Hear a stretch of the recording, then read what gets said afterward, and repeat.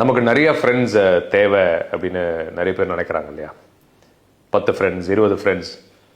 சிம்பிளாக ஒன்று சொல்கிறேன். வாழ்க்கையில் நம்ம வாழ போகிறது வாட் எவர், ஒரு பருவத்துலேயும் ஒரு விதமான ஃப்ரெண்ட்ஸ் வருவாங்க. தொடர்ந்து லைஃப் லாங் நம்ம கூட இருக்க போகிறது 2லேருந்து 3 பேர். ரொம்ப லக்கியாக இருந்தீங்கன்னா, சில பேர் 5 பேர்னு சொன்னாங்க. ஒருத்தர் வந்தாலே பெருசு, பட் 2லேருந்து 3 பேர் மேக்ஸிமம் கண்டிப்பாக இருப்பாங்க ஒருத்தர் வாழ்க்கையிலையும். இந்த மாதிரி நண்பர்கள் எப்படி இருக்கணுன்றது ஒரு சின்ன ஒரு விஷயம் இருக்குது. நம்ம நண்பராக நமக்கு இருக்கிறவங்க முதல்ல நம்மளை வித்துறக்கூடாது. ஃப்ரெண்ட்ஷிப் பண்ணுற பேரில் நிறைய பேர் நான் இப்போ பார்க்குறேன், நம்மளை வித்துடுறாங்க இல்லையா? ஸோ முதுகெலும்பு இருக்கிற ஒரு மனிதரா, வேல்யூஸ் இருக்கிற ஒரு மனிதரா, ஒழுக்கங்கள் இருக்கிற மனிதரா, ஒழுக்கங்கள்லாம் பழக்க வழக்கங்களை சொல்லலை, பழக்க வழக்கங்கள் ஒழுக்கம் வேறு, சிந்தனையில் ஒழுக்கம் இருக்கணும். ஏமாத்துறது இருக்கக்கூடாது. அடுத்தவங்க நம்ம நண்பன் இறந்தாலும், நம்ம நண்பன் என்ன ஆனாலும், கெட்ட பேர் வந்தாலும் நம்ம நல்லா இருக்கணும். சுயநலவாதிகள் இருக்கக்கூடாது. எல்லாத்துக்கும் மேலே முக்கியமாக ஒரு மனிதராக நல்ல மனிதராக இருக்கணும்.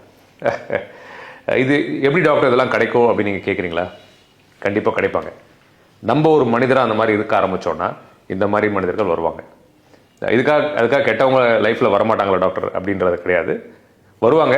பட் உங்கள் நண்பர்கள் சூஸ் பண்ணுற மாதிரி இந்த மாதிரி நண்பர்கள் கண்டிப்பாக இருக்காங்க, உலகத்தில் மனுஷங்க இருக்காங்க. நான் அப்படி தேர்ந்தெடுத்துக்கிட்டேன் நண்பர்களை. அது என் வாழ்க்கை நல்லா இருக்கிறதுக்கு ஒரு உதவியாக இருந்துச்சு. ப்ளஸ் இந்த மாதிரி நண்பர்கள் இருந்தால் மட்டும்தான் நீங்கள் அவங்க நண்பன் சொல்லிக்கணும்.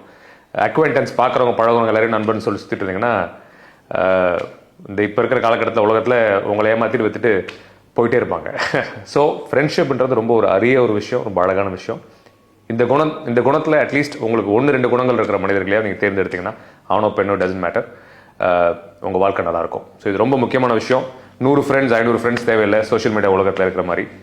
பட் உண்மையாக 2-3 பேர் இந்த மாதிரி இந்த தரங்களோடு இருந்தால் அந்த மாதிரி மனிதர்கள் மட்டும் தான் நீங்கள் நண்பர்களாக வச்சுக்கணும். அப்போ தான் உங்கள் வாழ்க்கை நல்லாயிருக்கும். That's my learning. என் வாழ்க்கையில் நான் கற்றுக்கிட்ட விஷயங்கள் அது உங்கள்கிட்ட நான் ஷேர் பண்ணிக்கணும்னு நினச்சேன்.